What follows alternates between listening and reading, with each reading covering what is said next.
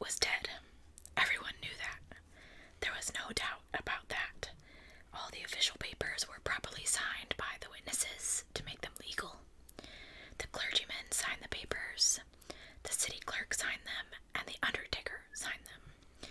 Even Ebenezer Scrooge signed them, and everyone knew that anything Scrooge signed had to be perfectly legal.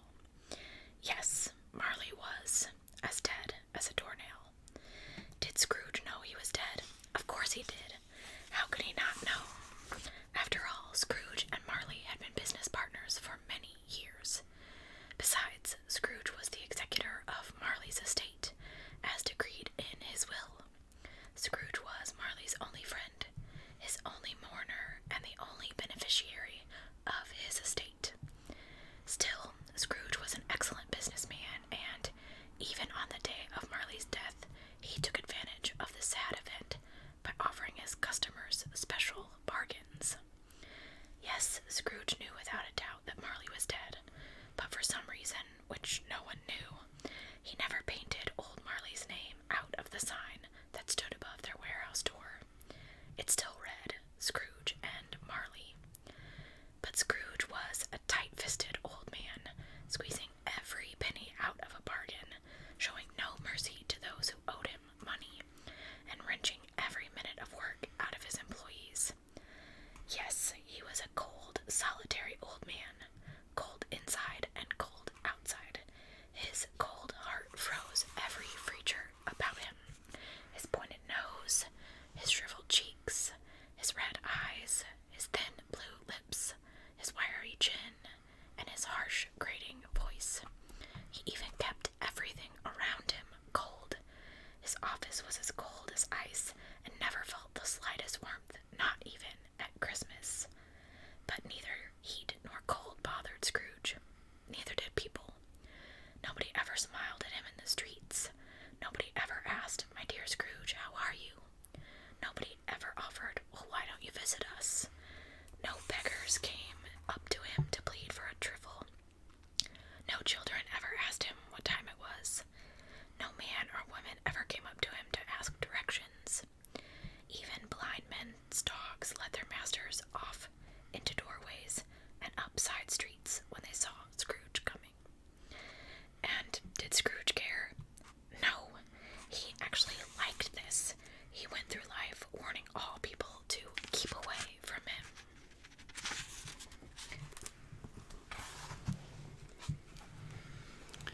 Chapter 2. Visitors to the warehouse. It was the afternoon of Christmas Eve, and old Scrooge sat busy in his office.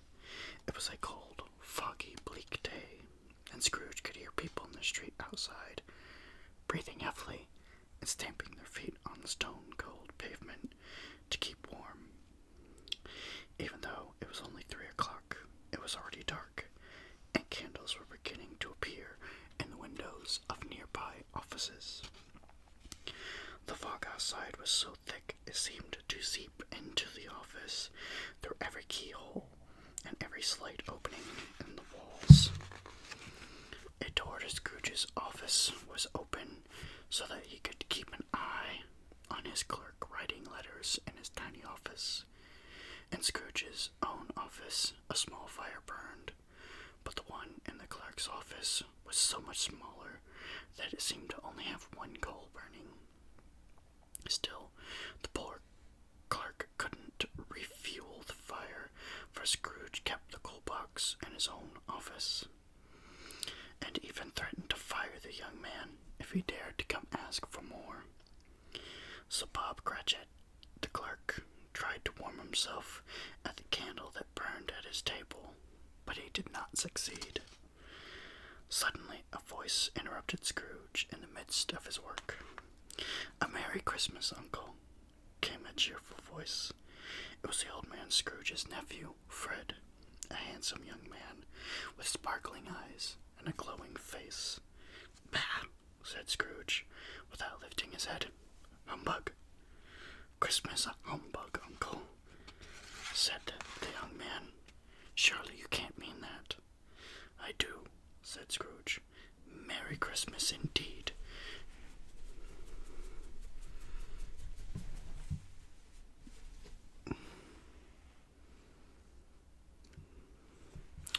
I do, said Scrooge. Merry Christmas indeed. What right do you have to be merry? You're poor. Come, uncle, said Fred gaily. What right do you have to be so grouchy? You're rich. And since Scrooge had no answer at that moment, he said, Bah! And followed it with humbug. Don't be cross, uncle, said Fred. And what else should I be? Said Scrooge, when I live in a world filled with fools. What's so merry about Christmas? It's a time for paying bills when you don't have any money.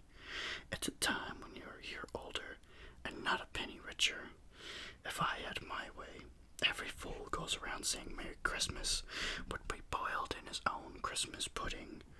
Why, I wouldn't care if Christmas never came again. Uncle, cried his nephew, what a dreadful thing to say. Christmas means so much.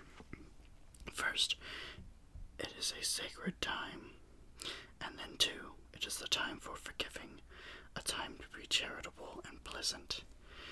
It is the only time when people seem to think of others so freely and open up their hearts to each other. From the other office came the sound of the clerk applauding. Then, realizing immediately what he had done, Bob Cratchit busied himself poking at the remaining coal in the fire and extinguishing the last spark. If I hear another sound from you, Scrooge called out to his clerk, you'll celebrate Christmas by looking for a new job. Don't be angry, uncle, said Fred. I simply came to invite you to have Christmas dinner with us tomorrow. Why, I would rather see you down below with the devil first than come to your home. But why, uncle? Why?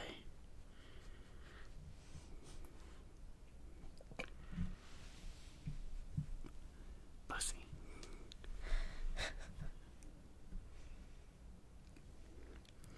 But why, uncle? Why? Why did you get married? Because I fell in love. Because you fell in love, growled Scrooge. Ew. Bah, that's the only thing in this world more ridiculous than a Merry Christmas. Now leave me, sir. Good afternoon. But, uncle, you've never even came to see me before I was married. Why are you giving my marriage as a reason for not coming? I said good afternoon, said Scrooge sternly. I'm truly sorry, from the bottom of my heart, uncle. We've never had a quarrel. I have tried to keep the spirit of Christmas, and I will, to the end. So Merry Christmas, uncle. Goodbye, said Scrooge, and a Happy New Year, Fred called on his way out the door. Goodbye. Fred left the room, still smiling. He stopped at the outer door to wish a Merry Christmas to Bob, who returned the greeting as he let the young man out the door. At that moment, two rather stout gentlemen with books and papers in their hands appeared at the same door, asking to see Scrooge. Bob showed them into Scrooge's office. They bowed as a greeting. One of the men consulted his lists and asked, Is this Scrooge Marley's? Scrooge nodded. Am I speaking to Mr. Scrooge or Mr. Marley? Continued the man. Mr. Marley has been dead for 7 years, answered Scrooge. In fact, 7 years ago, tonight. Well, then I am certain that you, as his partner, Mr. Scrooge, will want to be as generous as he was in donating to the charity we represent. Upon hearing the word generous, Scrooge shook his head, for he knew that Marley was no more generous than he was.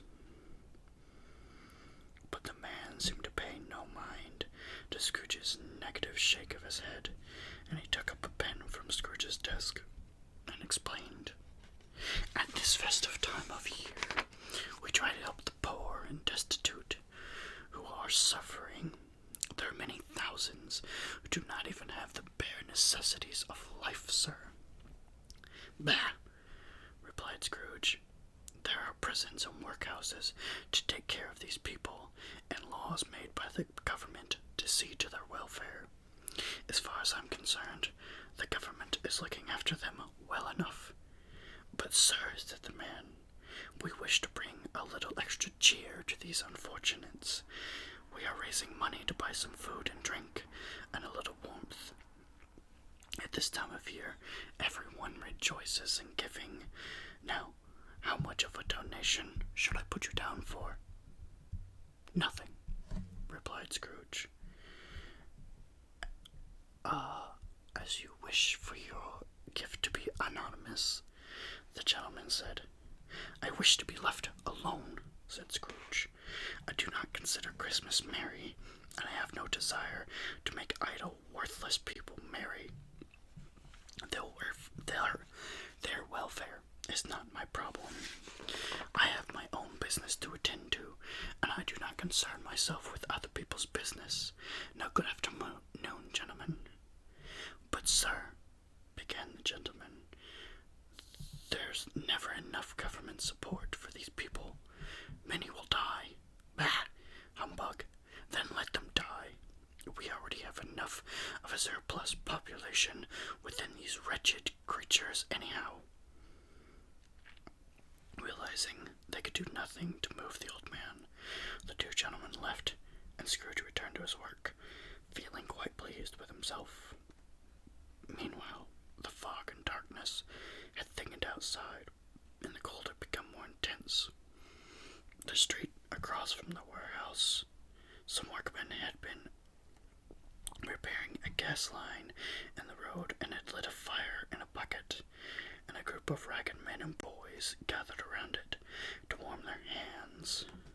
The dancing fire and their good spirits soon prompted one old man, his voice cracking, to sing the first few bars of God Rest Ye Merry Gentlemen. Soon other voices from these ragged men and boys joined in. One young lad, his nose frozen and numb from the cold, left the group and crossed the street to the Scrooge and Marley warehouse. He stooped down at Scrooge's keyhole to sing some lines from the Christmas Carol to him through the door. But at the first sound of God Yet Rest Ye Merry Gentlemen, may nothing you dismay, Scrooge seized his ruler and shook it towards the closed door so violently that the singer jumped back from the keyhole and fled in terror. By now it was closing time at the warehouse. Scrooge got down off his stool and announced it to Bob. The clerk immediately blew out his candle, took his hat and long woolen scarf down from the hook.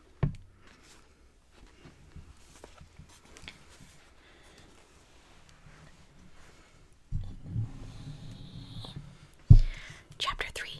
Marley's Ghost. Scrooge stopped at his usual tavern, took his usual table, and ate his usual melancholy dinner. Now other customers greeted him, and he greeted none of them. He passed the time reading all his newspapers and checking his bank books. And when all the papers had been read and all the bank books had been checked, Scrooge went home to bed. Scrooge lived in the apartment that once belonged to his partner, Jacob Marley. It was a gloomy old place in a small building that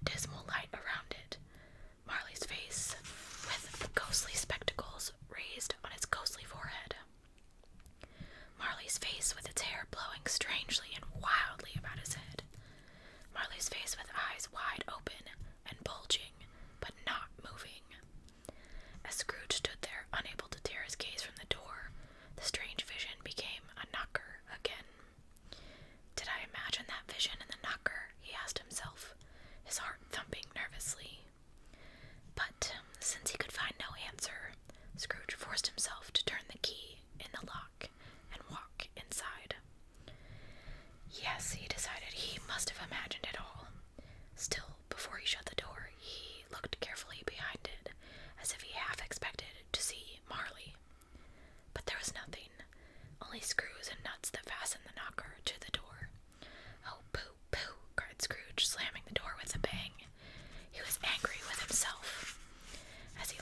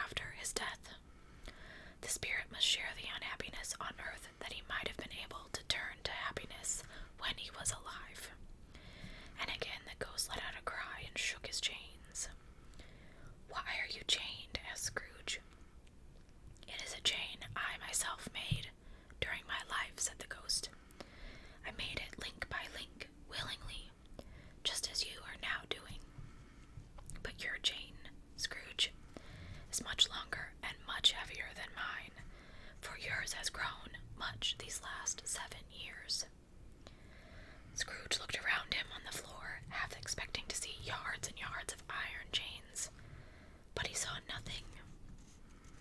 Jacob, he begged. Jacob Marley, tell me more. Speak to me. Comfort me. I cannot comfort you, Ebenezer Scrooge, said the ghost. Comfort is given to other men. Nor can I tell you much more, only that my spirit never thought of my fellow men when I was alive. It never walked among them when I was alive. It never left our office when I was alive. Never sought out those creatures I may have helped. And now I am destined to roam throughout the world, never to rest, never to have peace. For no matter how I misuse my life, no matter how I regret my selfishness, there is no way for me to make amends. But you were a good businessman, Jacob, said Scrooge. Business, cried the ghost. My fellow man should have been my business. Charity should have been my business. Mercy, kindness, and generosity should have been my business. And at this time of year I suffer the most, for I remember all the Christmas times I walk through crowds of my fellow men, with my eyes cast down, never looking up to that heavenly star that led the wise men to that stable long ago. And again he let out a cry. Scrooge began to tremble violently. Hear me, cried the ghost. My time is nearly up, and I am not allowed to explain to you why you can see me now. But I can tell you that I have sat beside you, invisible, for many and many a day. Scrooge shivered and wiped the perspiration from his brow. I am here tonight to warn you, Ebenezer, that you still have a chance of escaping the same fate as mine. You were always my good friend, said Scrooge gratefully. Thank you. You will be haunted by 3 spirits, continued the ghost. If that is the chance you mentioned, well, I think I'd rather not. Without their visits, you cannot avoid the fate that I had. You can expect the first spirit tomorrow night at 1 o'clock. Couldn't they all come at once and just let me be done with it, Jacob? The ghost ignored Scrooge's question.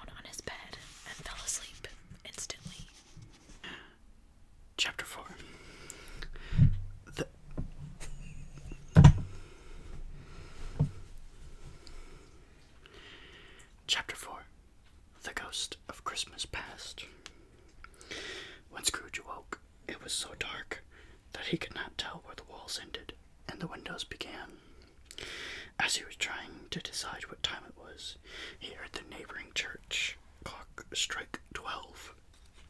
12, cried Scrooge. Why, it was past 2 o'clock when I went to bed. It isn't possible that I slept through a whole day and into the next night. No, it must be 12 noon. With that, Scrooge scrambled out of bed and groped his way to the window. He rubbed the frost off of it with his sleeve, and all he could see outside was darkness and fog. There was no noises of people in the street as there would be if it were noon. Scrooge slowly returned to his bed, more confused than ever. The more he thought about the lost time, the more confused he got. Marley's ghost was a dream, he said, over and over again, trying to reassure himself. But each time, he'd follow his own words with the question, or was it? Scrooge lay awake in the darkness while the church chime went 3/4 more past the hour.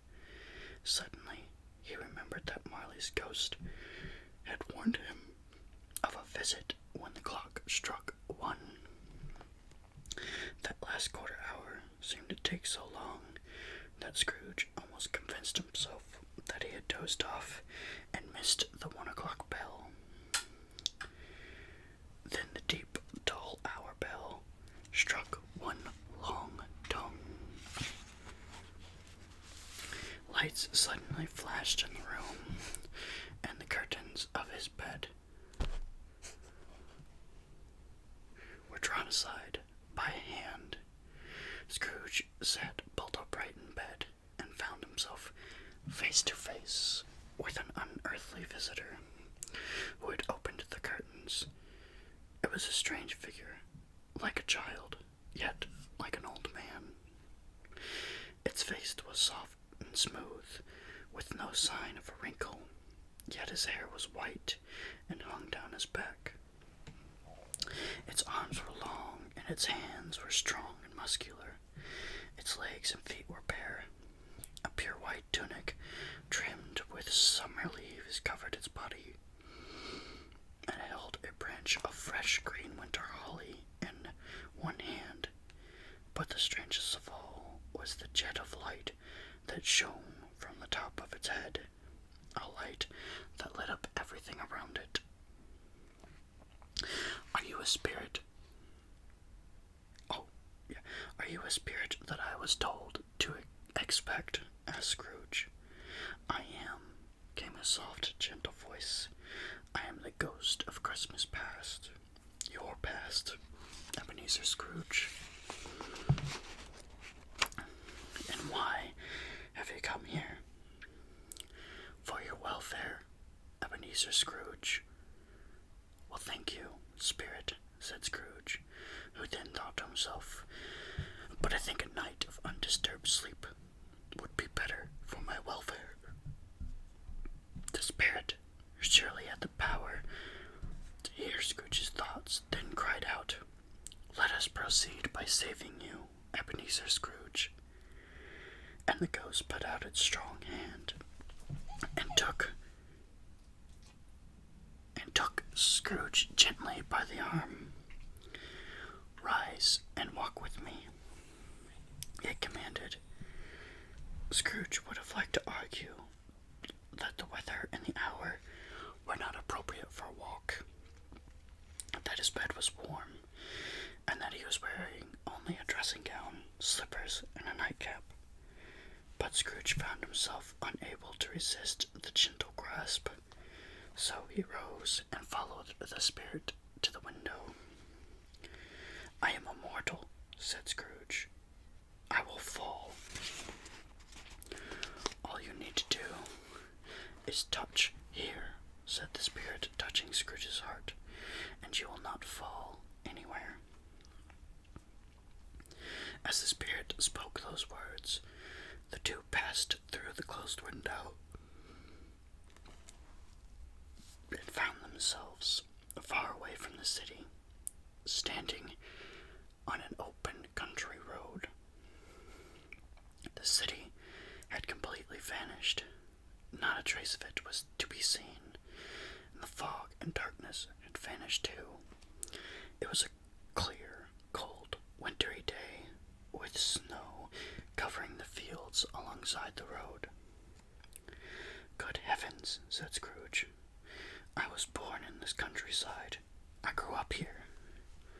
And for just the next few moments, 1,000 thoughts, hopes, joys, and cares of his childhood passed through his head. "Your lips are trembling," said the ghost. "And what is that on your cheek?"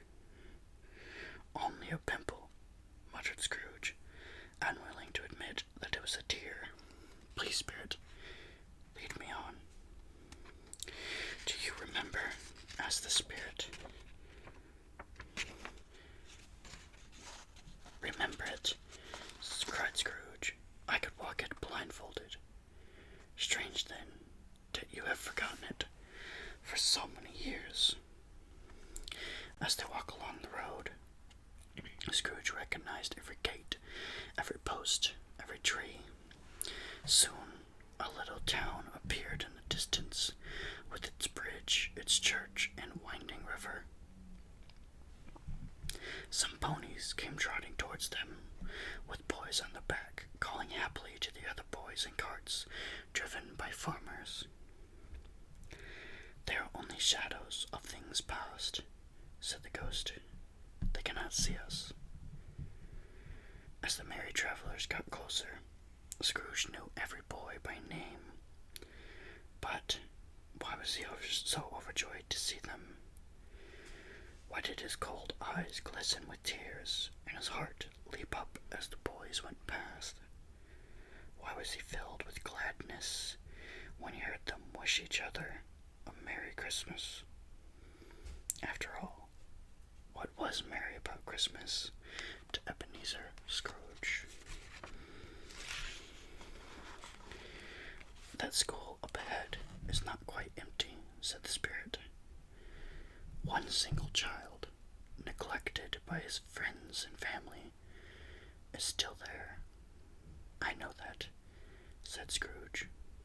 "I know him well." They turned off the main road into a familiar lane, and soon approached a large red brick building. The weather vane sat on a roof with a bell hanging from it. The building has seen some very poor days, most of which its rooms were now rarely used. Its walls were damp and covered with moss. Many of its windows were broken, and its gate was rotting. The sheds outside were overrun with grass and chickens, which strutted through the empty stables. As Scrooge and the spirit entered a door of the dreary hall, they saw a bare room, with lines of desks still in position. At a desk sat one lone boy reading. He had chosen a desk near the weak fire to try and keep warm. Scrooge sat down on a bench and wept to see his long-forgotten self as a boy. Suddenly, a strange figure appeared outside the schoolroom window. It was a woodcutter, with an axe stuck in his belt. He was leading a donkey down the road loaded with wood. "Why, it's Ali Baba!" cried Scrooge joyously.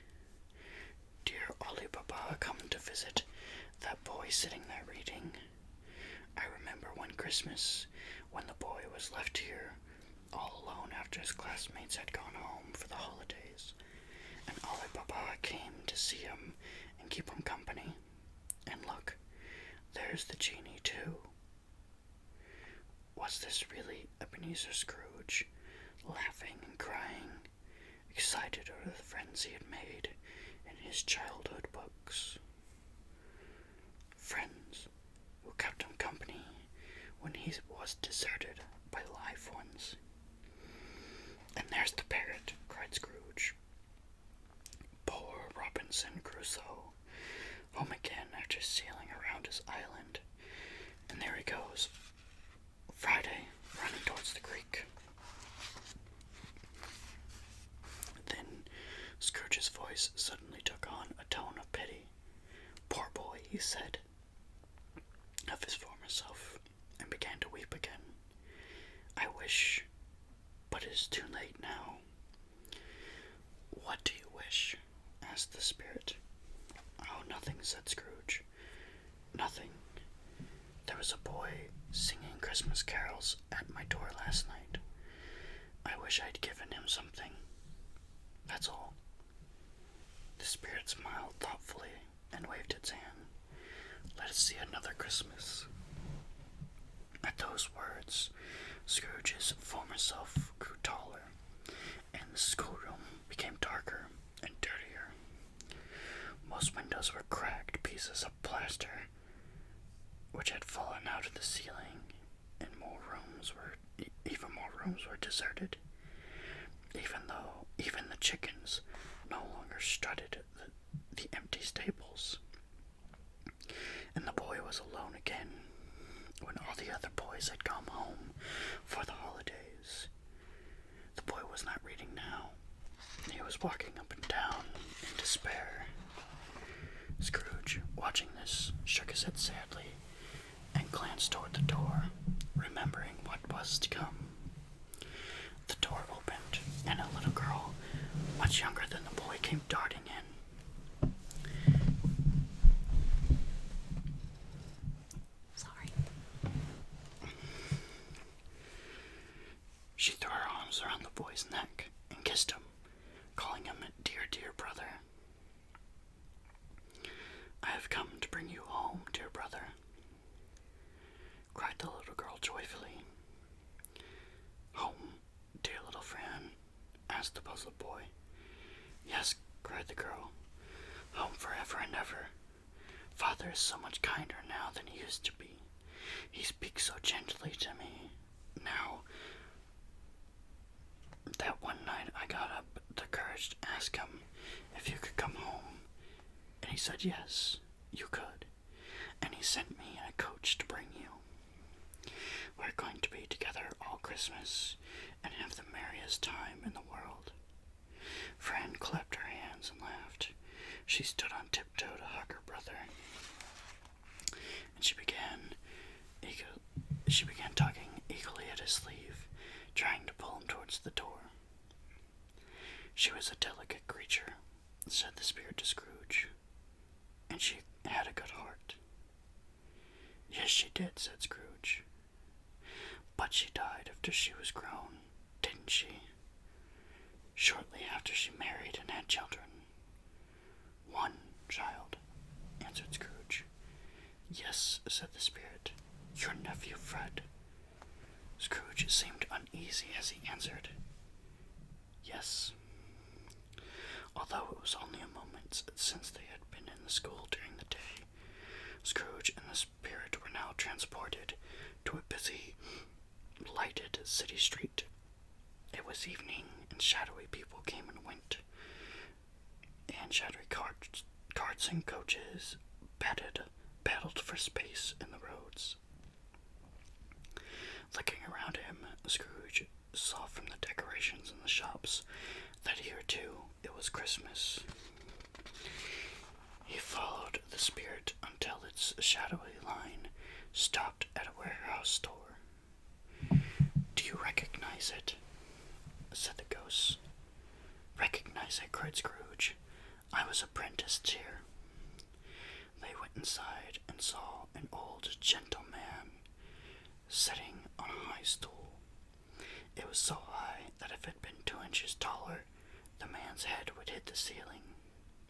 Why, it's old Fezziwig, cried Scrooge with excitement. Bless his heart. Old Fezziwig laid down his pen and looked up at the clock, seeing that it was 7. He called out in his jovial voice, Yo-ho there, Ebenezer, Richard. Scrooge's former self now saw a grown young man hurried into the room, followed by his fellow apprentice. "It's Richard Wilkins, to be sure," cried Scrooge to the ghost. "He was very close to me. Wilkins was my good friend." If you need a break, I can take over. I'm okay. Okay.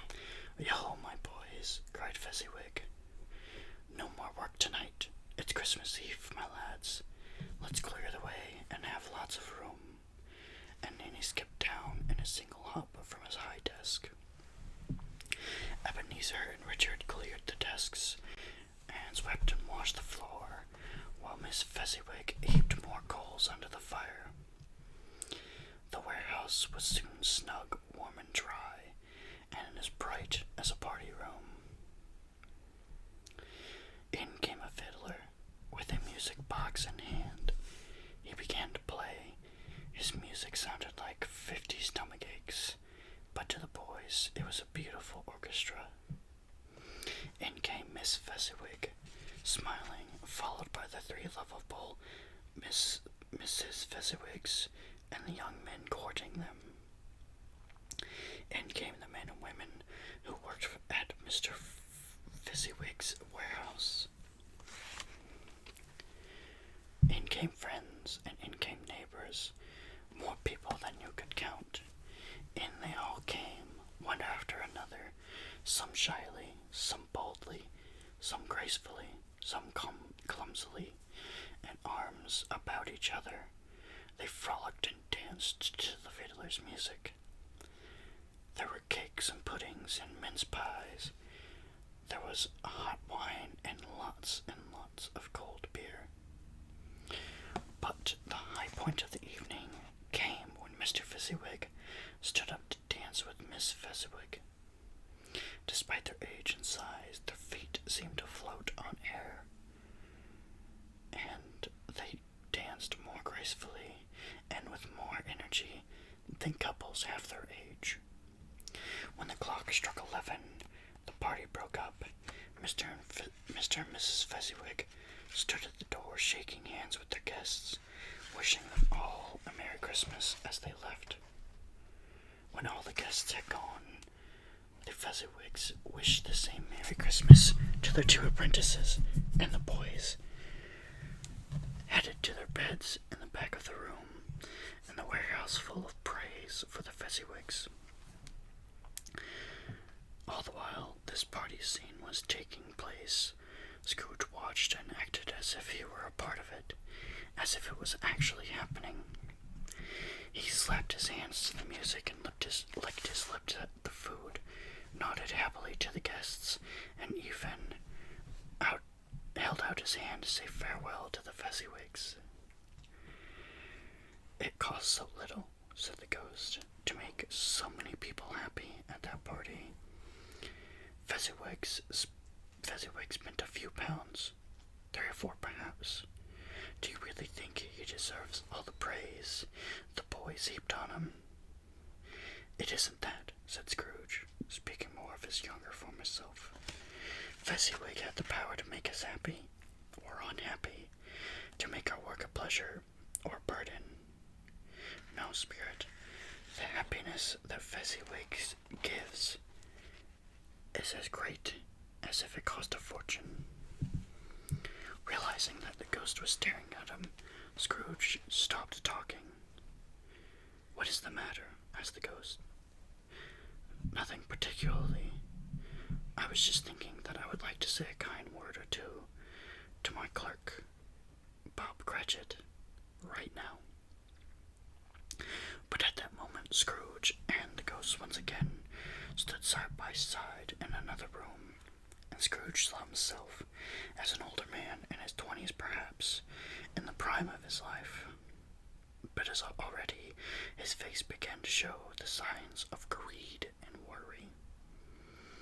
Now Scrooge was not alone. He sat alongside a pretty young girl. Tears were in her eyes as she spoke to Scrooge's former self. "It doesn't matter to you at all," she said softly, "that another love has replaced me in your heart. And if this love can cheer you and comfort you in the future as I would have, then done. I will not weep, nor grieve for you. Good heavens, Belle, what love are you on about? What love do you say has replaced you in my heart? Money, she whispered.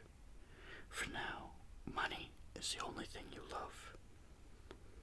But this is how the world is, said Scrooge.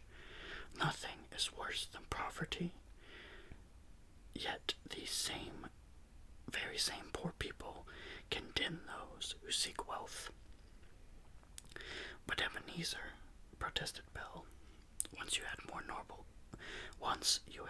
noble goals in life, goals which you would have cast aside, so you could concentrate only on gaining money. But my feelings towards you have not changed, cried the young man. We pledged our love a long time ago, when we were both poor, she reminded him, and we agreed to wait until our financial situation improved. When you made the pledge, you were a different man. You have changed, Ebenezer.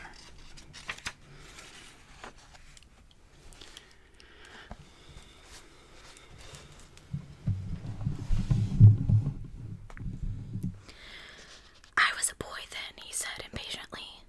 We all change in some ways. But I have not changed, she said sadly, and so I'm releasing you from your promise to marry me. I never asked you to do that, he said. In words, no, she replied, but in your changed attitudes, in your changed goals, in life, you have asked me that very thing. Tell me, Ebenezer, if we hadn't known each other all these years, would you now seek me for a wife? Me, a poor girl with no dowry? Scrooge did not reply. No, Ebenezer, you would have nothing to gain by marrying me. No gold to make you richer. This is why, because of the Ebenezer Scrooge I once loved, that I now release you from your promise. The young man started to speak, but the girl turned away from him and continued to speak. This may cause you some pain for a brief time, but you will forget me, just as you forget a bad dream. May you be happy in the life you have chosen. And she stood and walked away. Ghost, cried Scrooge, do not torture me any more. Take me home. Just one more shadow, said the ghost. No more, cried Scrooge, no more. I don't want to see any more. But the ghost grasped Scrooge's arm and forced him to gaze upon the scene that was appearing before them. They were inside a room, not a large, luxurious room, but a comfortable one with a cheerful fire burning in the hearth. Next to the fire sat a beautiful girl who looked much like the girl in the last scene that Scrooge believed it was the same one, until he saw her. Belle, now an attractive matron, sitting opposite her daughter. The noise in this room was deafening, for there were more children than Scrooge could count. But neither mother nor daughter seemed bothered by the noise. In fact, they seemed to be enjoying it, even joining in on the children's games. And now a knocking was heard at the door, and all the children rushed toward it, carrying the two laughing women along with them. They all greeted the father, who came home accompanied by a coachman, loaded down with toys and Christmas presents. The children shouted with wonder and delight as each gift was opened, and for a long while afterward, the mother and father beamed happily as the children played with their gifts. Then slowly the tired children began to leave the parlor and go upstairs to bed. And now Scrooge watched more closely as the father, with his daughter leaning lovingly on him, sat down with her and her mother at the fireside. And when Scrooge thought how perhaps that beautiful young girl might have been his daughter, might have brought joy to his life, his eyes grew full with tears. Spirit, cried Scrooge in a broken voice, take me away from here. I told you these were shadows of the things that are past, said the ghost. They are what they are. I did not make them happen. Take me away, cried Scrooge. I cannot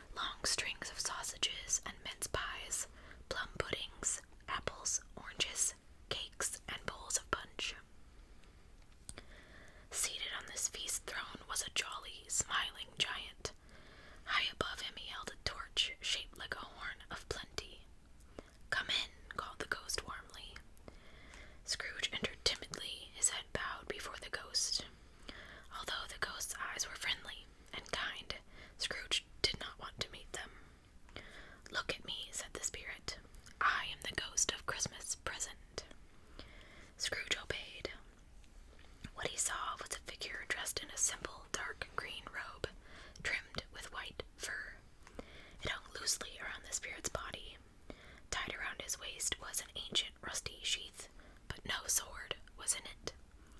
The spirit's feet were bare below the robe. On his head was a holly wreath set with shining icicles. Dark brown hair hung long and loosely from his head, framing a friendly face, sparkling eyes, and a cheery voice. "You have never seen anything like me before, have you?" asked the spirit. "Never," answered Scrooge, "but please, good spirit, take me wherever you wish. Last night I was forced to go with the first spirit, and I learned a valuable lesson. Tonight, if you have anything to teach me, I am ready." "Touch my robe," commanded the spirit. Scrooge obeyed and was instantly stuck to the robe. And in that same instant, the holly, mistletoe, berries, meat, turkey, pigs, sausages, pudding, fruit, and punch all vanished too. So did the room, the fire, the glowing light, and the night. Scrooge and the spirit now stood on the city streets on Christmas morning. The weather was cold and the sky gloomy. Snow covered everything, white on the rooftop and gray and black in the road, where the carts and wagons made deep burrows. Some people were shoveling snow from the pavement, and others were sweeping it from their roofs, much to the delight of the children who watched as the rooftop snowstorms fell into the road. Even the people on the roofs were having a jolly time calling to each other, and even throwing a snowball or two at each other. The fruit shop was open, and baskets of chestnuts and almonds sat at the door. Apples and pears and oranges were piled high in pyramids, and bunches of grapes dangled from hooks to entice last-minute holiday shoppers. From the grocer's shop came delicious scents of tea and coffee, of cinnamon, sugar, and spices. The poultry shops were still open, with juicy turkeys, squabs, and geese begging to be carried home and eaten for dinner. Soon the steeple bell called all the good people to church, and the street was filled with them, in their best clothes and their gayest faces. At the same time, from every street and lane came scores of poor people, carrying their dinners from the baker's shops, for on this day each baker welcomed the poor into his shop to warm their Christmas dinner in his big oven. As these poor people passed the spirit and Scrooge, the spirit lifted the cover of each man's dish and sprinkled incense from his torch on it. But what a strange torch it was, for once or twice, when two dinner carriers bumped into each other and exchanged angry words, the spirit sprinkled a few drops of water from his torch on them, and their good spirits returned immediately. "Is there a particular flavor you sprinkle from your torch?" asked Scrooge. "Yes, my own," answered the spirit. "Can that flavor be added to any dinner today?" "To any," said the spirit, "but mostly to a poor dinner, for that's the dinner that needs it most." They continued on, invisible to the outside of town, and they arrived at the home of Scrooge's clerk, Bob Cratchit. The spirit stopped at the doorway and blessed the small house with a sprinkle from his torch. Inside, Mrs. Cratchit, Bob's wife, was setting the table. Her often mended but clean dress was tied with a colorful holiday ribbon. One of her daughters, Belinda, was helping, while her son, Peter, was dipping a fork into a pan of potatoes to see if they were done. Two smaller Cratchits, a boy and a girl, came tearing into the room. "What a delicious smell our noses caught outside the baker's," the boy cried excitedly. "It must be our Christmas goose," added the girl. "I just know it was." "Where can your dear father be?" asked Mrs. Cratchit. "And what of your brother, Tiny Tim? They should have been home from church by now. Even your sister Martha is a half-hour late getting here." "I'm here, Mother," called a voice at the doorway. "Bless your heart, dear Martha," said Mrs. Cratchit, kissing her and taking off her bonnet and shawl. "But how late you are! Was there anything wrong at the milliner's shop?" "We had a good deal of work to finish last night," said Martha, "and all the apprentices had to clear away this morning." "Well, it doesn't matter," said Mrs. Cratchit, "as long as you're here. Now, sit by the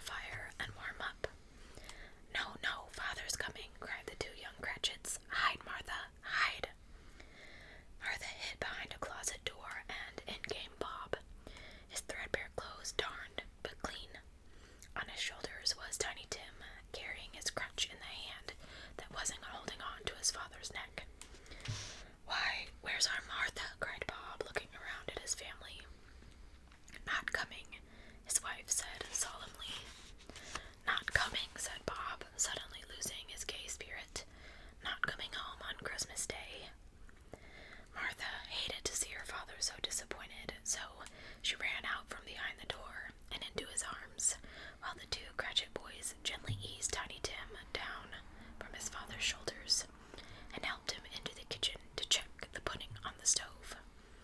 "And how did Tiny Tim behave in church?" asked Mrs. Cratchit. "As good as gold," said Bob. "Sometimes that boy gets the strangest thoughts, though, and I guess it's from being alone so much while other children of his age are out playing together." "Why, what were his thoughts, dear?" asked Mrs. Cratchit. "On the way home from church he told me he hoped people saw him in church because he was a cripple. And when I asked him why, he said it would remind people that on Christmas Day they should remember their God, who made lame beggars walk and blind men see." Bob's voice trembled as he told this to his wife. Just then, a noisy little crutch was heard on the floor, and in came Tiny Tim. His brother and sister helped him get up on his stool by the fire. Peter and the two young Cratchits then went to bring in the goose, and returned in a procession with it. Mrs. Cratchit brought in the gravy, while Peter mashed the potatoes, Belinda sweetened the applesauce, and Martha heated the plates. Bob pulled Tiny Tim's stool to the corner beside him at the table, while the two young Cratchits brought chairs around for everyone. At last the family was seated, and grace was said. There was never such a goose, everyone agreed, while Mrs. Cratchit was carving it, even though the goose was quite small for such a large family. The dinner was filled with potatoes and applesauce, and not a single morsel was left over. As Belinda took away the plates, Mrs. Cratchit went to get the pudding. "Suppose it falls apart," worried the young Cratchit boy. "Suppose someone came in and stole it," said the girl. "That would be worse." But in half a minute Mrs. Cratchit entered, smiling proudly as she held the flaming pudding decorated with a twig of holly on top. "My dear," said Bob, "this is the best pudding you've made since our marriage." "I was so worried," she said, sighing with relief. "I wasn't sure it would come out right, for I didn't have enough flour." Everyone said the pudding was wonderful, and not one person mentioned what a small pudding it was for such a large family. Then all the family gathered in a circle around the hearth. On a small table at Bob's elbow stood all the glasses that the family possessed, 2 tumblers and a cup without a handle.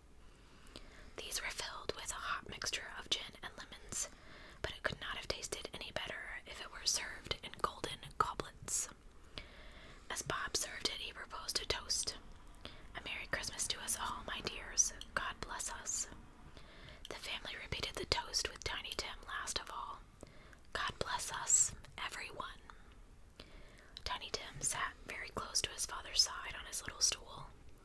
Bob held the boy's withered little hand in his, holding it gently, yet tightly, as if he feared that the boy might be taken from him. "Spirit," said Scrooge, becoming interested, as he had never been before, "tell me if Tiny Tim will live." "I see an empty stool in the corner, and a crutch without an owner. If these shadows of the future, which only I can see, remain unchanged, then that is Tiny Tim's fate." "No, no," cried Scrooge. "No, no, kind spirit, spare him."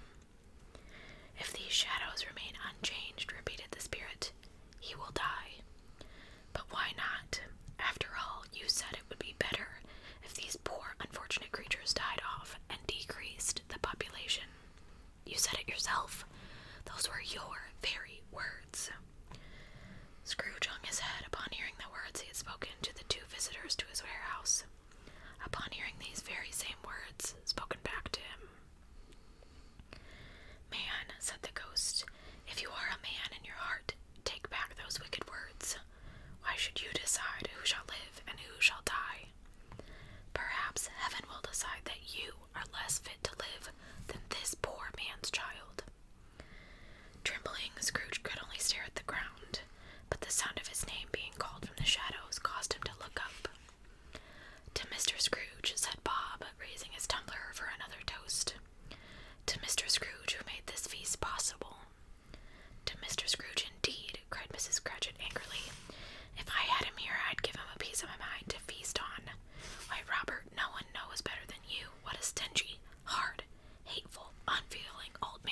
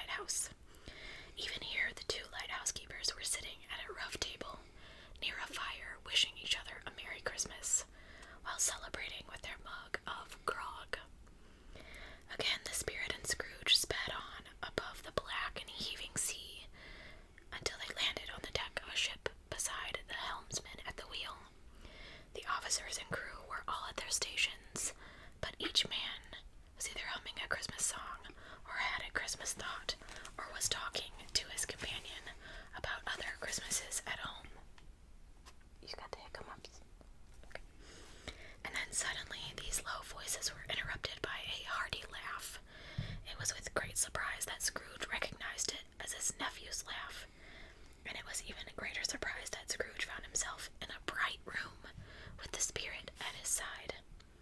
Ha ha, laughed Scrooge's nephew Fred. Ha ha ha. As he laughed, he was rolling his head and making the funniest of faces. Fred's wife, a pretty young thing with a dimpled face, was laughing too, just as heartily as her husband. And so were their friends, gathered for the holiday at their home. And he said, Fred went on, he said that Christmas was a humbug, and he believed it too. Shame on him, said Fred's wife, who was Scrooge's niece by marriage. Oh, I don't know, said Fred. He's a funny old fellow. True, he could be more pleasant, but I have nothing against him. You've told me he's very rich, she said. What of it, my dear? His wealth is of no use to him.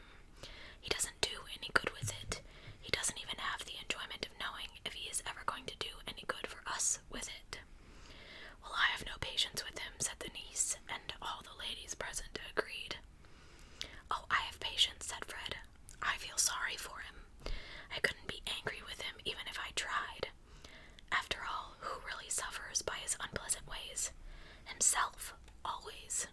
Here's the perfect example. He decided he didn't like us, so he refused our invitation to Christmas dinner. And what is the result? He lost out on a very good dinner. See, it is he who suffers. Yes, yes, cried Fred's wife, clapping her hands. Do go on, Fred.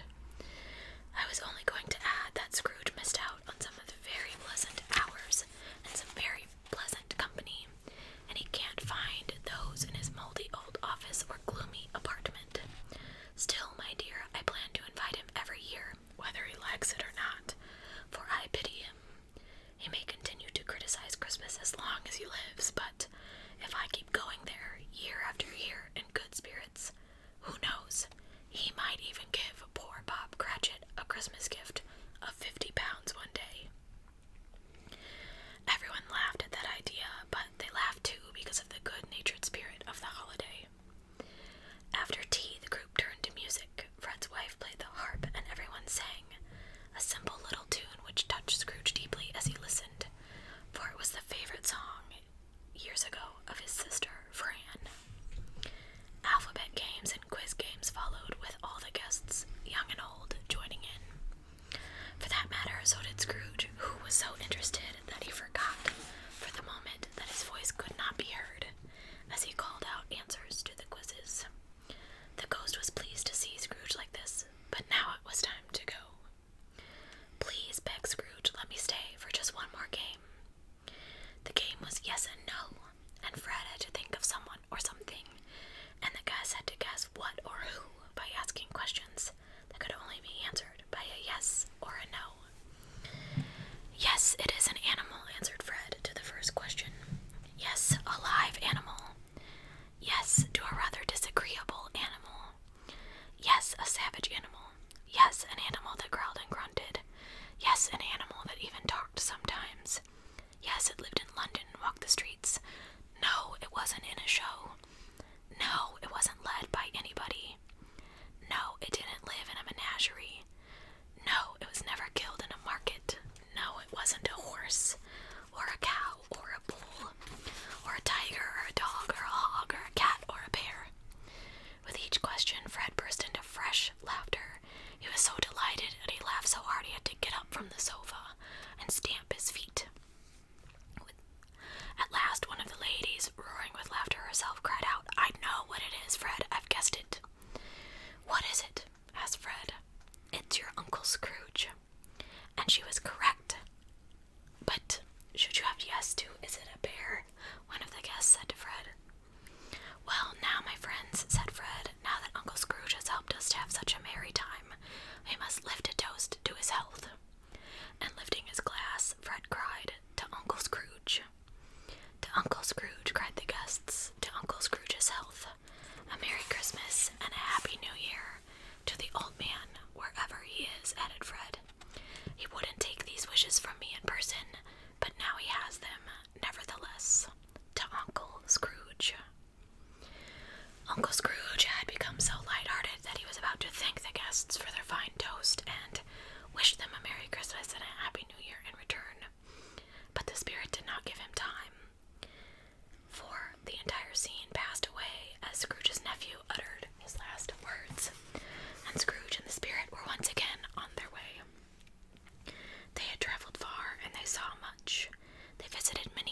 as they stood beside sick beds suddenly made cheerful, for reasons people couldn't explain. They saw poverty and misery in the workhouses, hospitals, and jails, but they left each scene with people a little richer and a little happier, with the Spirit's blessings. It was a long night. What was strange, however, was that while Scrooge did not change in appearance, the ghost seemed to grow older and older.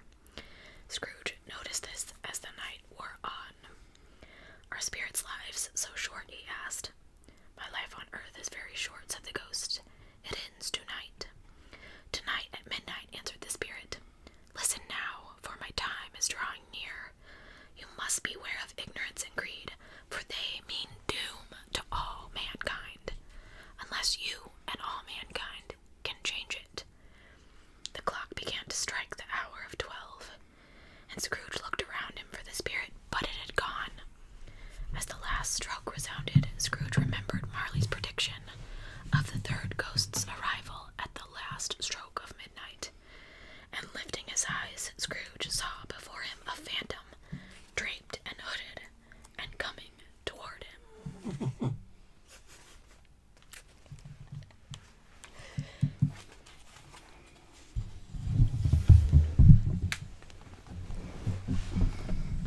Chapter 6. The Ghost of Christmas Yet to Come. The phantom approached Scrooge slowly, gravely. When it came near, it seemed to bring gloom and mystery into the air.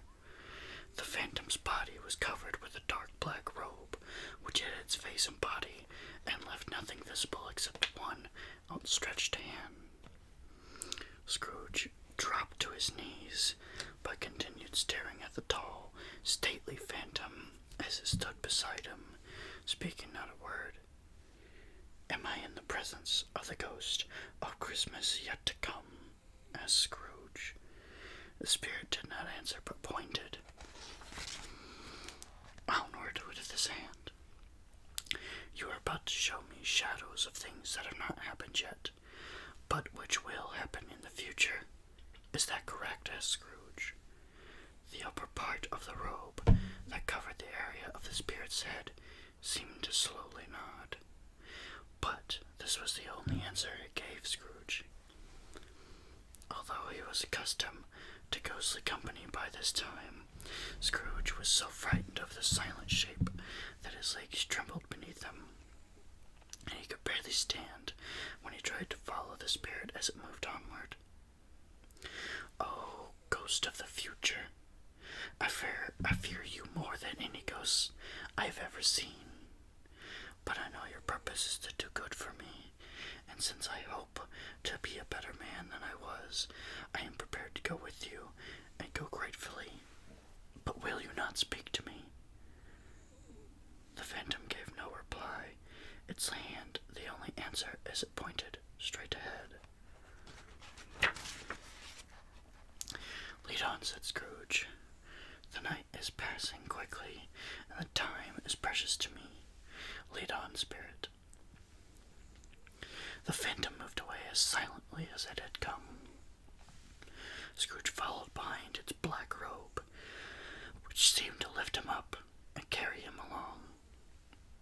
The city seemed to spring up all around them, merchants hurrying up and down the streets, talking in groups and looking at their watches, as Scrooge had often seen them do. The spirit stopped beside one little group of businessmen and pointed its hands towards them. Scrooge walked closer to listen to their conversation. "No," said a big, fat man with a monstrous chin. "I don't know much about it. I only know that he's dead." "When did he die?" asked another. "Last night, I believe." "Well, what was the matter with him?" asked a third, taking a pinch of snuff out of a very large snuff box. "I thought he'd never die." "God only knows what was the matter," said the first man with a yawn. "What did he do with his money?" asked a red-faced gentleman with a huge wart on the end of his nose. "I haven't heard," said the man with the large chin. He probably left it to his company. He hasn't left it to me. That much I do know. After that remark, the group laughed. It's probably going to be a cheap funeral, for I certainly don't think of anybody who would want to go to it. Do you think we should volunteer? I wouldn't mind going if lunch was served, said the man with the wart. But I must be fed if I volunteer, especially for him. Again the group laughed. Well, said the first speaker, I never wear black funeral gloves, and I never eat lunch, but I'll go if any of you do. As a matter of fact, I was probably his only friend, for I was the only one who stopped and spoke to him when we met on the street. With that, the group broke up, with each gentleman strolling away, joining other groups. Scrooge looked at the spirit, surprised that it should have considered such a trivial conversation important for him to hear.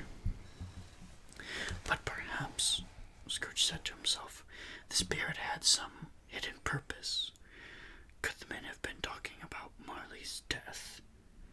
No, that was in the past. This is the ghost of the future.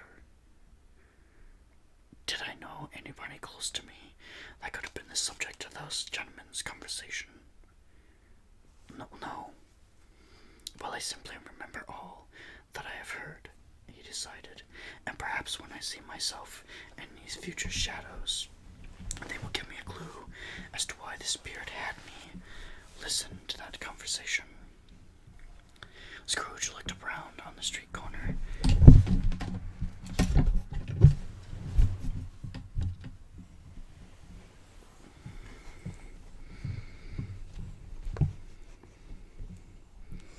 Lucy said we needed a break.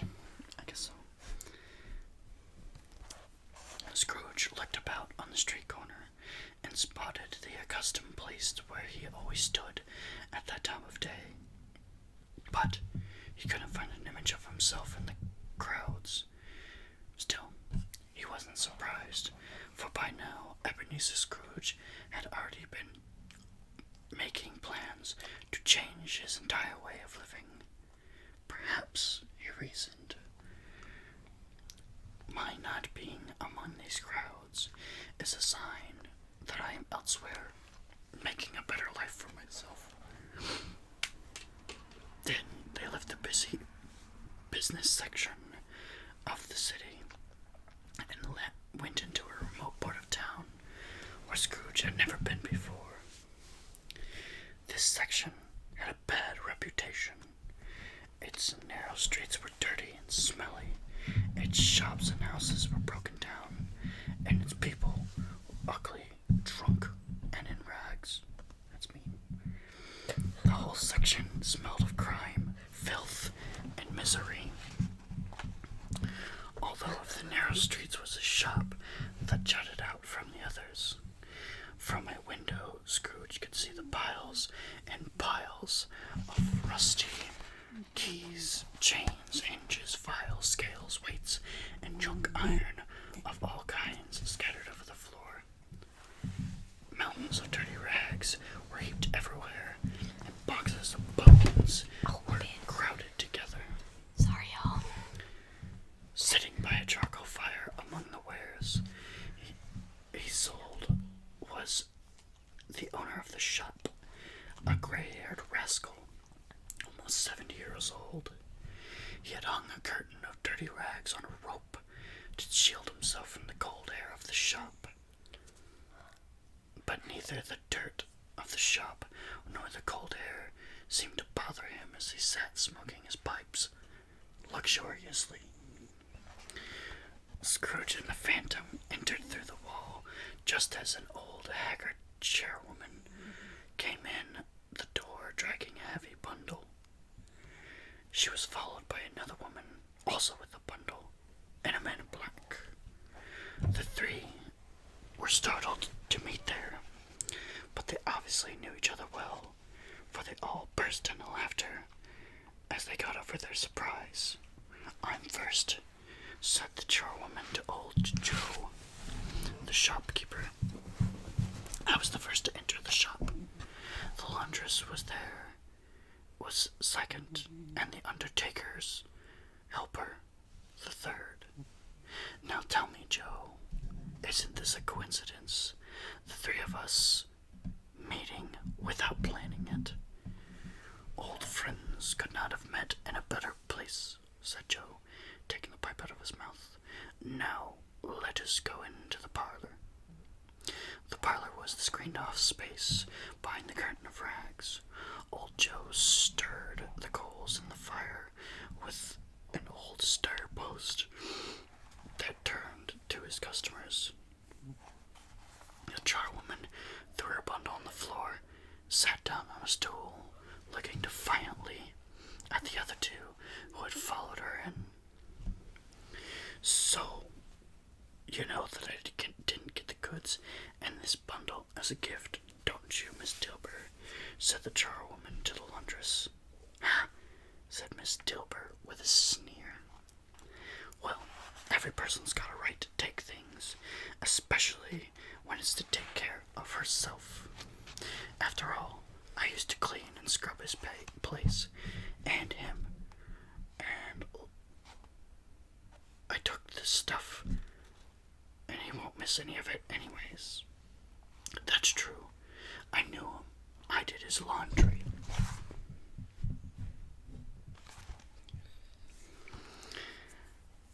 And he always did make sure to take care of himself, never others. And besides, who's gotten to know? We're not going to tell on each other.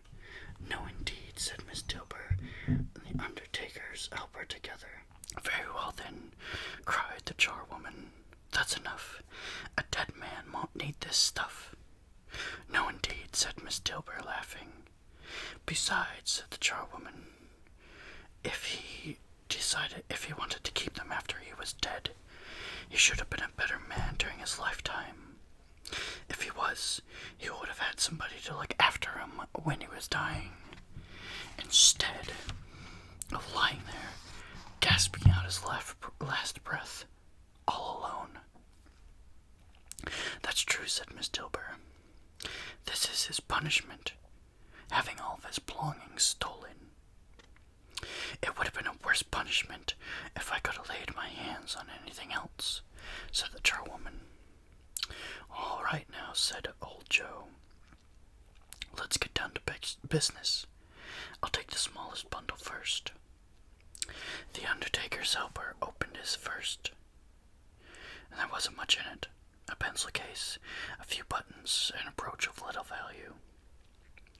Old Joe examined the loot carefully and noted the price he would pay for each on the wall, then added them up. This is all I'll pay, he said, pointing to the total on the wall. This, not another penny. Now who's next? Miss Dilber, the laundress, opened her bundle next. It contained sheets, towels, and a few pieces of clothing, a pair of boots, and a pair of silver tongs. Joe added up their value on the wall, the same way he did the undertaker's helper. I'm being very generous, he added. I always have a weakness when I do business with ladies. Now undo my bundle, Joe, said the charwoman. Joe got down on his knees and had to undo a great many knots before he was able to lift out a large, heavy roll of some dark cloth. What are these? He asked. Bed curtains. Yes, exclaimed the woman. Bed curtains. Do you mean to say you took him down, rings and all, with him just lying there? Yes, replied the woman. Why not? I'm certainly not going to get my hands in my pockets if I can get something of value in them just by reaching out, especially from a man like him. Look there. There's blankets, too. His blankets, asked Joe. Who else did you think? He isn't likely to catch a cold without them. Everyone laughed at that. Old Joe was now holding a man's finely woven silk shirt up to the light. "You can look all you want to, Joe," said the charwoman. "Look till your eyes hurt. But you won't find a hole in that shirt, or a patch, or one spot. It was his best shirt, and it would have been wasted if it hadn't been for me." "What do you mean, wasted?" asked Joe. "Someone had put it on him to be buried in. That was a fool thing to do, so I took it off him and put him in an old cotton one instead. His body looked just as good, or just as ugly, in the cotton one as it did in the fine silk one." When old Joe handed her a flannel bag with money in it, the charwoman laughed. "This is the result of his life, you see. He frightened us all away from him when he was alive, but now we're making a profit on him now that he is dead." "Spirit," cried Scrooge with a shudder, "this unhappy man that we're talking about, it could be me, for I have been leading just that kind of life they described. But merciful heavens, what is this?" Scrooge drew back in terror, for the scene had changed. Now he was standing beside a bare bed, with no curtains, no blankets. On the bed, beneath a ragged sheet, lay something very silent and unmoving. No one was in the room with the body to watch over it, to weep over it, to care for it. Scrooge glanced cautiously towards the phantom. Its hand was pointing to the head of the body, as if telling Scrooge to lift the ragged sheet and reveal the face. But Scrooge couldn't move. His arms seemed to have lost power to raise even as light as the ragged sheet. Scrooge looked at the phantom, his eyes filled with tears. "Spirit," he cried, "I have learned a lesson in this fearful house of death, a lesson I shall never forget. Let us go now." But the spirit did not move, only stood there, with its finger pointed at the head beneath the sheet. "I understand what you are telling me. I would uncover this face if I could, but my arms do not have the power to raise it." The phantom seemed to gaze at Scrooge from the blackness, but still it did not move. "Please, Spirit, if there is any person in this town who feels any emotion over this man's death, please show that person to me, I beg of you." The phantom spread its dark robe in front of Scrooge, and when it pulled the robe back, a mother and small children appeared. The mother seemed anxious, as if she was expecting someone, for she was pacing back and forth, glancing at the clock, stopping at the window, and jumping with each sound into the house. Okay. Finally, the long-expected knock came. She hurried to the door to let her husband in. He was a young man, though his face was troubled and weary. His wife led him to the table, sat with his dinner, and waited patiently for him to speak. After a long silence, during which the young man did not even lift his fork, his wife finally forced him to speak. "Do you have any news?" she asked. The young man seemed embarrassed as to how to answer her. "Yes," he said quietly, "but it is bad." "Are we ruined?" she asked fearfully. "Not yet, Caroline," replied her husband. "There is still hope. If he has agreed to extend our loan, then there is help. But that would be a miracle to expect him to agree. Yet, has such a miracle happened? He is past agreeing, my dear. He is dead." The young woman gasped, first thankful that he was dead, then praying forgiveness for her thoughts. "I did." Her husband went on to explain. "I checked out everything today, for last night when I tried to see him to beg for a week's extension in making the payment, with a drunken charwoman coming out of his apartment. When she told me that he was very ill, dying in fact, I thought he might be using that as an excuse to avoid me. But I found out this morning what she told me is true. He is dead. But what about our debt? Will it be transferred to another person? And when will we have to pay him? I don't know, said the young man. But before it happens, I'm certain that we'll have the money. And even if we do not, the person who takes over our debt could have asked to have certainly have been kinder than he was. No one could be as merciless as he was to us. So, my dear Caroline, we can sleep tonight with our hearts just a little bit lighter. The hearts of the young couple were lighter, and even their children, now quiet and trying to understand what the parents were saying, seemed more cheerful as they saw their parents finally smile. Yes, this was a house that was happier due to the result of that man's death. Spirit, said Scrooge. Spirit, said Scrooge, you should have shown me a scene of pleasure at the man's death. Is there no one who feels sorrow? Do people just no longer mourn over death? I must see that people still do mourn over each other, or that terrible deathbed scene will remain with me for I think that's the point. The spirit led Scrooge through several familiar streets. As they went along, Scrooge looked around, hoping to catch a glimpse of himself in this future world. But he was nowhere to be seen. They stopped next at Bob Cratchit's house, a place Scrooge had visited with the ghost of Christmas Present. Miss Cratchit and her daughters were seated around the fire, busy sewing on some coarse black cloth. Everyone was quiet. Even the noisy little Cratchits were as still statues as they sat in one corner, looking up at Master Peter, who was reading to them in very low tones. As Scrooge and the Phantom crossed the threshold, Scrooge heard Peter's soft words, muffled with sobs. And he took a child and set him in the midst of him. But the boy couldn't go on. He stopped reading, for his tears had all but choked him. Miss Cratchit put down her sewing and covered her face with her hands.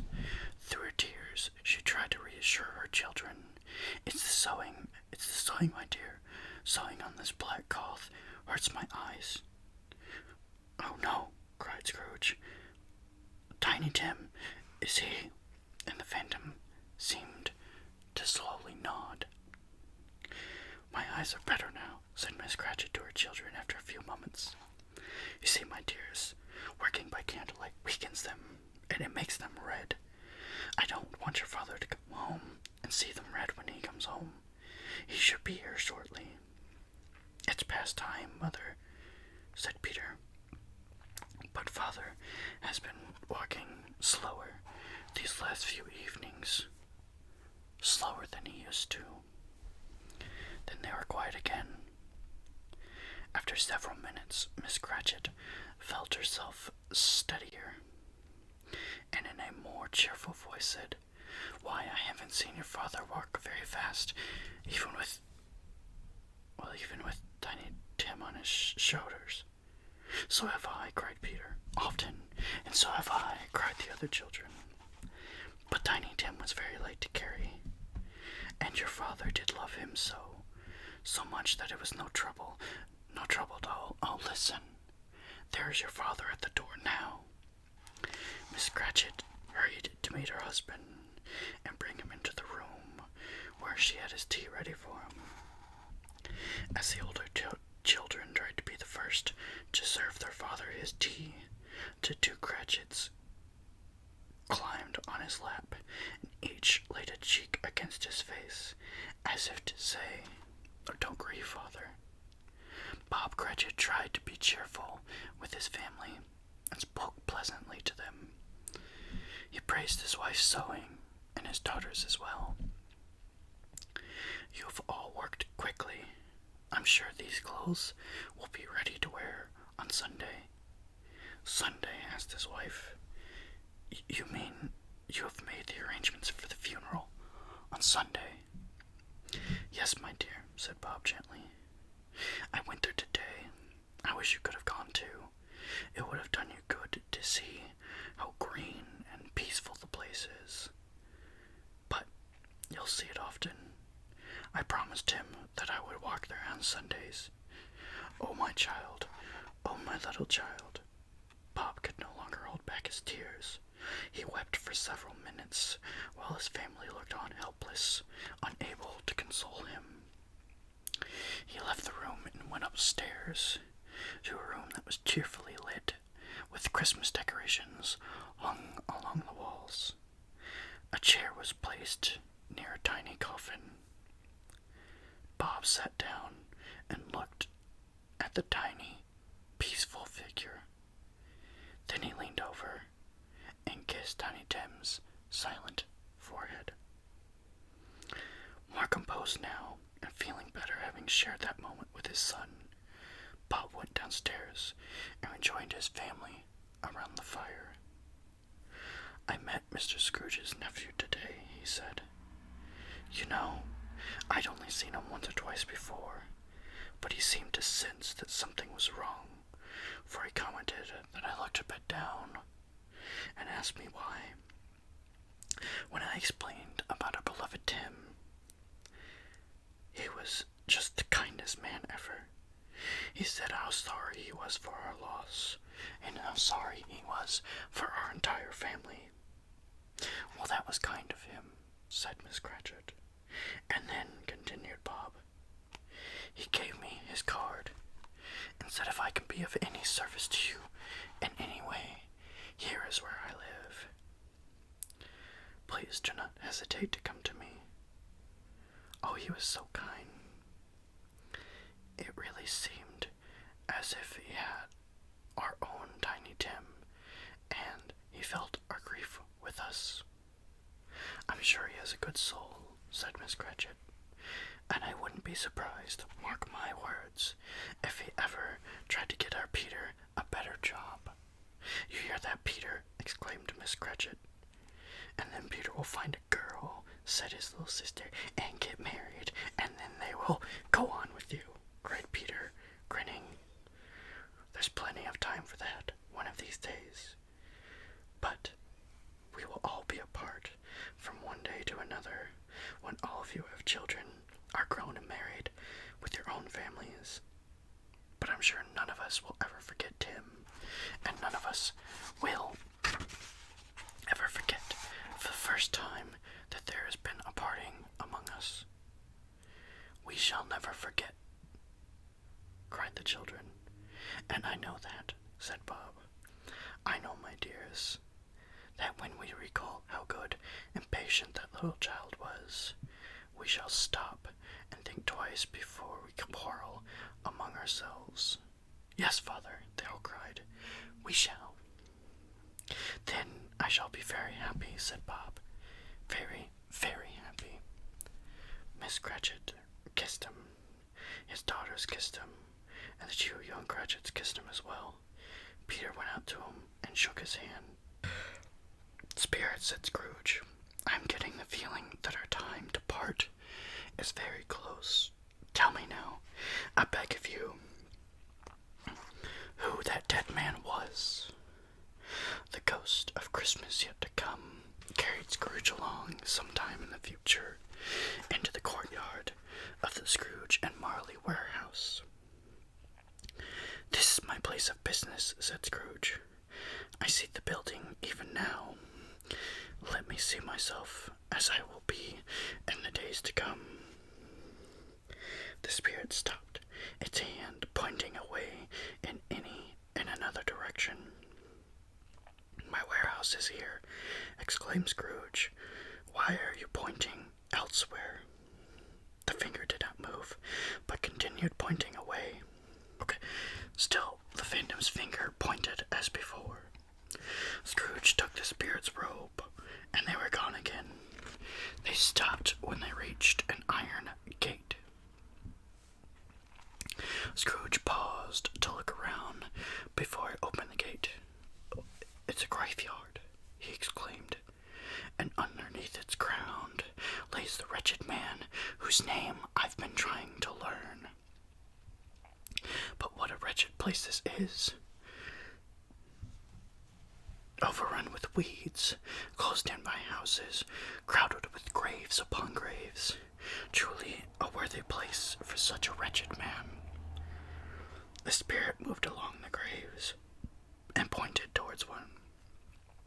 Scrooge approached it, trembling. Although the phantom stood unmoving, Scrooge dreaded the new meeting he suddenly found in its death-like shape. "Before I draw closer to that stone you are pointing at, spirit, answer me one question. Are the things you have shown me scenes of things that will be? Or are they only scenes of things that may be?" The spirit pointed downward, unmoving. "A man's life may lead him to certain ends, but if he changes the course of his life, will those ends change as well? Please tell me that this is so, for I fear what you are about to show me." The spirit did not move. Scrooge crept to the grave.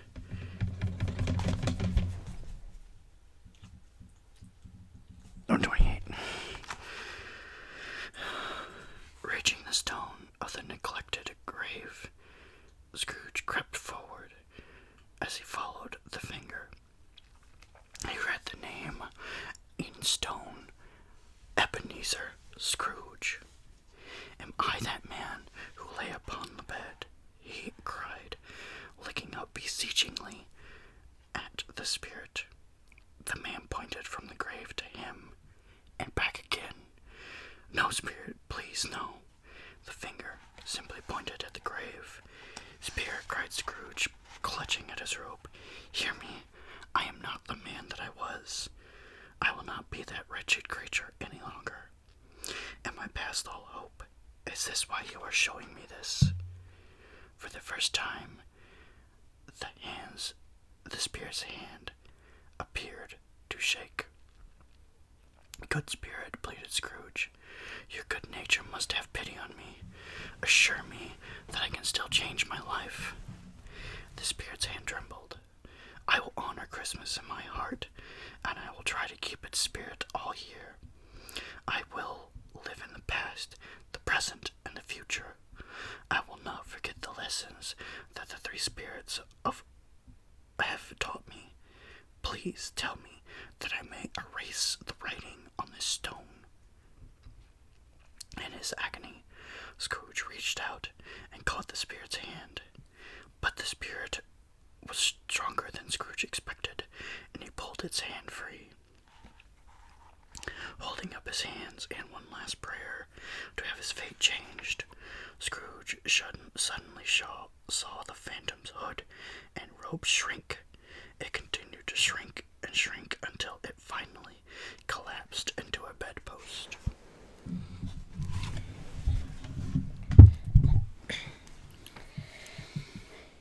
You can't see my face. Yes, only the bedpost was there. Scrooge's own bedpost in his own room. Best of all, the time was his own. Time for Scrooge to make amends. "I will live in the past, the present, and the future," vowed Scrooge, and he repeated those words over and over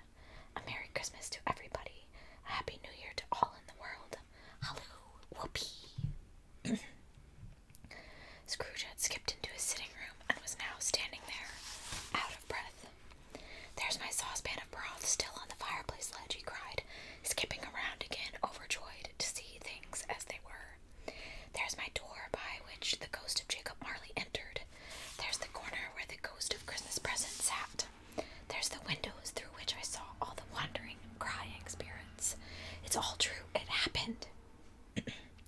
For a man who had not had, for a man who had not had so much practice laughing for so many years, Scrooge's laugh was a splendid one. A brilliant one. I don't know what day of the month it is, he said. I don't know how long I have been among the spirits. I don't know anything. I am a baby. Never mind. I don't care. I'd rather be a baby. Halloo, whoopee. Scrooge was stopped for a moment in his bounding leaps by the church bells ringing out the loudest, happiest peals he'd ever heard. Ding dong bell, Scrooge repeated with him in chorus. Bell, dong, ding, clang, clash. Oh, glorious bells. I cannot breathe. Then, running to the window, Scrooge opened it and stuck his head out. The fog is gone, he said happily. The mist is gone. It is a clear, bright, happy, cold day. Cold enough to make my blood dance and dance gaily. Oh, golden sunlight, how you are shining. Oh, heavenly sky. Oh, sweet fresh air. Oh, merry bells. Oh, glorious, glorious life.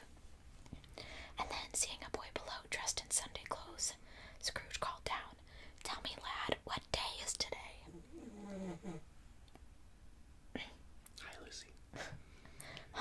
Answered the boy in surprise. What day is today, my fine fellow? Repeated Scrooge. Today, replied the boy. Why, it's Christmas Day. It's Christmas Day, whispered Scrooge joyously. I haven't missed it after all. The spirits did all of that in one night. They can do anything they like. Of course they can.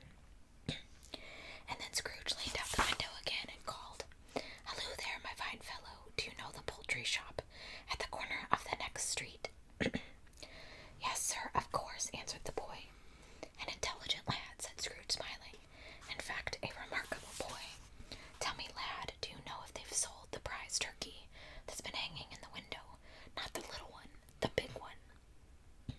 You mean the one as big as me? Asked the boy. What a delightful boy, exclaimed Scrooge. What a pleasure to talk to him. Yes, my lad, that's the one I mean. It's hanging there now, sir, answered the boy. Good, cried Scrooge. Go and buy it. You're joking, exclaimed the boy. No, said Scrooge. I'm serious. Go buy it. Tell them to bring it here, and I'll give them directions where to take it. Go now, boy, and come back with the poultry man, and I'll give you a shilling for your trouble. In fact, if you come back with him in less than 5 minutes, I'll give you half a crown. The boy shot off like a shot. I'll send it to Bob Cratchit's, whispered Scrooge, rubbing his hands in anticipation and splitting his sides with laughter. And he shan't know who sent it. Why, the turkey is twice the size of Tiny Tim. What a fine joke this will be. Scrooge set about writing the Cratchit's address on a piece of paper. His hand was not very steady after all he'd been through, but write it he did. Then he rushed downstairs and to the door to wait for the poultry man. As Scrooge stood there waiting for him to arrive, the large door knocker caught his eye. I shall love you as long as I live, he cried, patting the door knocker lovingly. I hardly ever looked at you before, knocker. What an honest expression you have on your face. You're a wonderful knocker. Oh, here's the turkey. Hello, how are you? Merry Christmas. And what a turkey it was. Scrooge couldn't see how the bird had ever stood on its legs, for its body was so huge. Why, it's impossible to carry that turkey all the way to that part of town where the Cratchits live, Scrooge told the poultry man. You must take a cab. Scrooge chuckled as he said this, and chuckled as he paid for the turkey, and chuckled as he paid for the cab, and then chuckled again when he tipped the boy. But when the loudest chuckle came, he sat down, breathless in his chair, and chuckled until he cried. Shaving was next. Not an easy task for Scrooge, as his hand continued to shake, since he was dancing as he was doing it. But if he'd cut off the end of his nose, he would have just put a bandage over it, and quite forgotten about it. He dressed himself in his best clothes and went down the street. By now people were walking about as he'd seen them do, with the ghost of Christmas present. Walking with his hands behind him, Scrooge looked at everyone with a delighted smile. He looked so pleasant, in fact, that 3 or 4 jovial men said, Good morning, sir. A Merry Christmas to you. Scrooge was was about to say later that all of the happy sounds he'd ever heard those were the happiest to his ears. He'd not gone far when he saw approaching him the stout gentleman who, with his associate, had visited his warehouse yesterday to request the donation for charity. Oh dear, thought Scrooge, what that old man must think of me. I must change that opinion immediately. So Scrooge quickened his steps until he was face to face with the man. My dear sir, he said, taking the startled gentleman by both hands. How do you do? I hope you were successful yesterday. I hope you collected so much money for the poor. It was so kind of you to give your time to this noble effort. A Merry Christmas to you, sir. Mr. Scrooge, asked the man, bewildered. Are you the same Mr. Scrooge I called on yesterday? Yes, answered Scrooge, that is my name, although I fear you might not think too highly of it. Please let me ask your pardon, and will you accept? And Scrooge whispered in the old gentleman's ear. Lord bless me, cried the gentleman as he gasped for breath. My dear Scrooge, are you serious? Yes, said Scrooge, and not a shilling less. This includes a great many back payments I have missed. Now, will you accept it? My dear sir, said the gentleman, shaking hands with Scrooge, I don't know what to say to such generosity. Why, well, don't say anything. Don't say anything, please, interrupted Scrooge. Just come and see me time to time when you're nearby, will you? I will, cried the old gentleman, and he really meant it. Thank you, said Scrooge, and God bless you. Scrooge spent the rest of that Christmas morning in a most remarkable way, a way he'd never done before. He went to church, walked about the streets. He watched people hurrying to and fro. He patted children on the head. He talked to beggars. He looked into the windows of houses and took pleasure in seeing happy people enjoying the holiday. Everything he did, everything he saw, gave him pleasure. He never dreamed that any walk, that anything, could bring him so much happiness. In the afternoon, Scrooge turned his steps to his nephew's house, but when he reached the door, he walked past it 12 times before he got up the courage to knock. Finally, he made a dash to the door and knocked. A smiling young housemaid answered the door. Is your master at home, my dear? Asked Scrooge. Yes, sir. Where is he, my dear? In the dining room, sir, along with the mistress. I'll show you in and announce you. Thank you, said Scrooge, with his hand already on the dining room doorknob. He knows me. I'll go right in. Scrooge turned the knob gently and peeked his face around the slightly open door.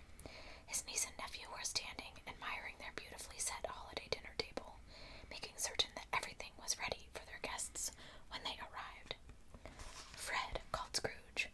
Why, bless my soul, cried Fred. Who is it? It is I, your Uncle Scrooge. I have come to dinner. Will you let me in? Let you in, cried Fred, rushing up to Scrooge and shaking his hand so hard and so long that it seemed to Scrooge's hand might fall off. It took no more than 5 minutes, and Uncle Scrooge was feeling right at home. Nothing could have made him happier.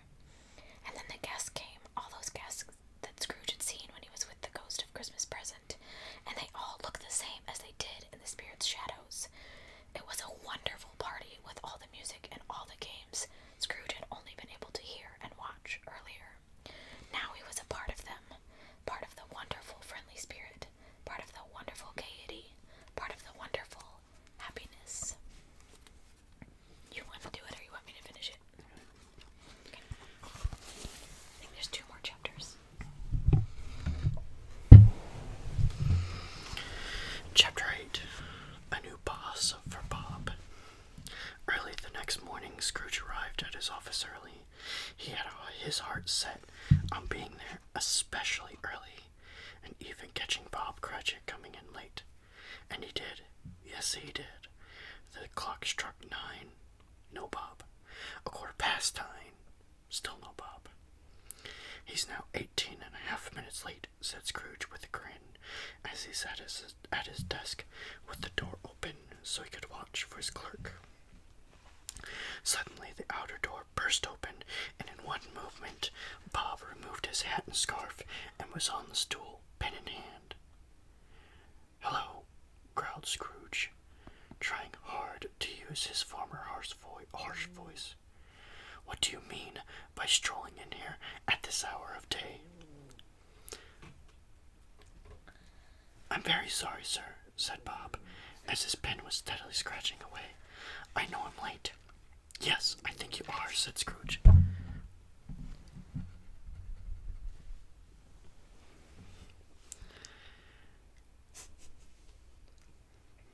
It only happened once, sir, pleaded Bob, as he appeared at the door to Scrooge's office. It won't happen again, sir, I promise. It was only because of the holiday celebration yesterday, sir. I'm sorry. I'm not going to stand for this sort of thing any longer, growled Scrooge, as he leaped down from his stool with his ruler in hand. He came face to face with Cratchit. And so, I am going to raise your salary. Bob trembled and took a few timid steps back from the ruler.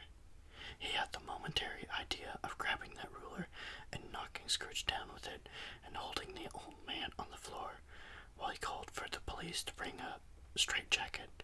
For surely Scrooge had lost his mind. A Merry Christmas, Bob, said Scrooge, and his voice was so sincere that Bob could no longer doubt that the old man really meant what he said. Bob smiled, but could not speak, as Scrooge slapped him on the back and repeated his Christmas wishes. A Merry Christmas, my good fellow, that I have ever given in many years. Not only am I raising your family, but I am going to try and help your struggling family too. Raising your salary. You said family. Not only am I raising your salary. Oh. Okay, so yes, raising his salary and helping his struggling family. Sorry. Yes, Bob, continued Scrooge. We will discuss all the things this very afternoon over a Christmas drink of hot port wine. We'll talk about an apprenticeship for Master Peter and see what doctors we can find to help Tiny Tim. We'll scour the entire world if we have to, but we will find someone who can do something for that angel of a boy. Yes, sir, exclaimed Bob, sobbing. Thank you. And Bob, said Scrooge, let's raise the fire, get some heat in here. In fact, hurry out right now and buy another coal bucket to keep in your office, and lots more coal as well. And do it before you dot another I with your pen, Bob Cratchit. Chapter 9. The New Ebenezer Scrooge. Scrooge kept his word. He did everything he promised, and more, much, much more. To Tiny Tim, who did not die, and who even walked again without his crutches, Scrooge became like a second father. He became as good as friend, as good a boss, and as good a citizen as the old city or any other city in the world had ever known. Some people laughed to see the change in him, but Scrooge let them laugh, for he knew that nothing good ever happened in this world that some people did not laugh at first. What was more important to Scrooge was his own heart was laughing with the joy of helping others. Ebenezer Scrooge had no further meetings with the spirits, but he continued to live a good life. People soon began to say of him that he truly knew the meaning of the spirit of Christmas, perhaps better than any man alive, and he lived with that spirit not only at Christmas time, but all during the year. All Ebenezer Scrooge's words for the rest of his life, his long and happy life, were Tiny Tim's words. God bless us, everyone. Thank you guys so much for watching. We will see you